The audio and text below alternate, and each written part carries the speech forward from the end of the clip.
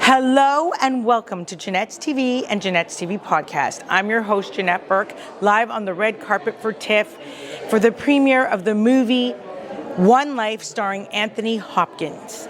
This movie is a biographical portrayal, a true story of a man named Nicholas Winton, who was an Englishman who saved many Jewish children from Czechoslovakia on the Kinder train. So we're going to have some conversations with the writers, directors, and producers. So please stay with us.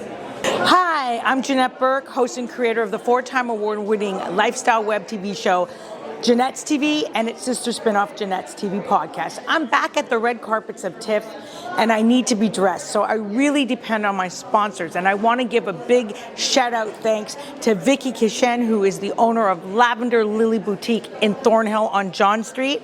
She's been providing me clothes for the red carpet for years, like this beautiful jacket and shirt from Joseph Ribkoff. She carries Canadian and European designers. She has fabulous clothes for every occasion.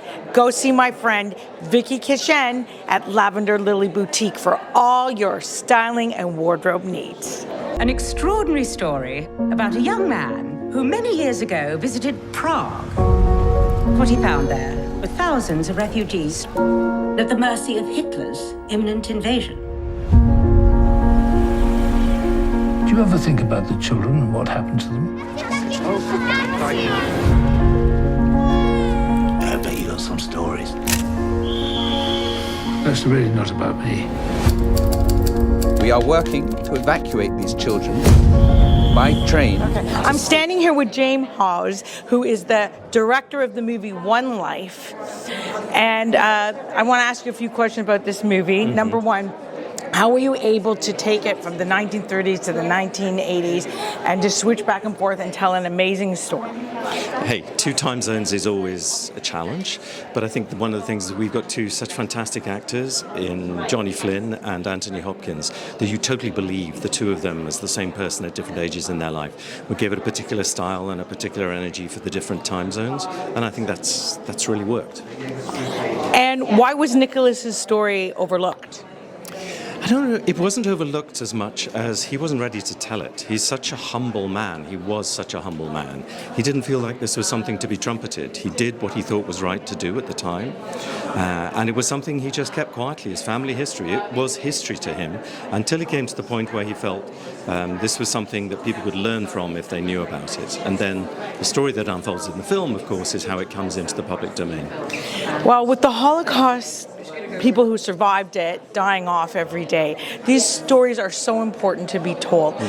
Why did you decide to make this movie now and tell this story now? I think the fact is that this story has such resonance now when honestly we look around ourselves in a difficult world. You can look at all sorts of areas where we're dealing with issues of refugees, where we're questioning frankly what it is to be human. Mm-hmm. And Nicky is such an example of decency, of humanity, of doing the right thing. I think that's timeless. But the team at Seesaw have been looking to make this film for the last decade. It's luck, timing, that it just happens to have landed now, that everything's come together. And people who've seen it so far talk about how it really rings at the moment. It really resonates. And also because anti-Semitism is again at an all-time high. And do you have anything to say about that and how this movie might be able to combat it?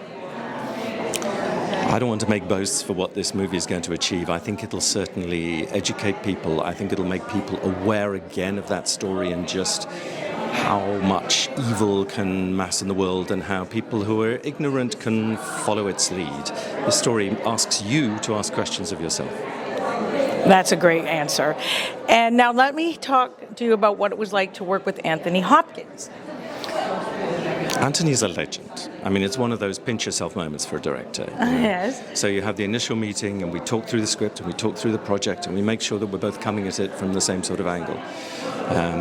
We did rehearsals. He'd obviously done a whole load of prep. And then there is then that magical moment when Anthony first comes in front of a camera and something seems to happen to him. You actually feel him almost shapeshift in front of the camera as he becomes that person. So what do you want the viewers who go to see this movie to take away from this movie? I want the I want the audience who see this movie to make their own decisions.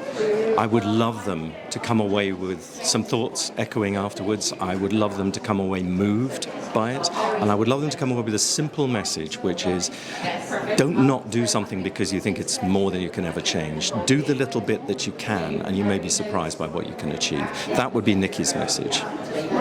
That's fantastic. Well, thank you so much for this time today. I really appreciate it. Thanks for being with us today on Janette's TV and Janette's TV Podcast. I'm your host, Janette Burke, signing off.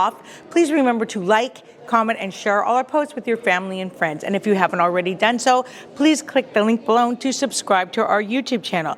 You will find us everywhere on the TV and streaming side: Facebook, LinkedIn, Pinterest, Vimeo, YouTube, Instagram, TikTok, and the list goes on. On the audio or podcast side, you will find us on Apple Radio, iHeartRadio, Buzzsprout, BuzzFeed, Anchor, and that whole list goes on too. For a complete list of where to watch and listen to us, please check the link in the show notes below.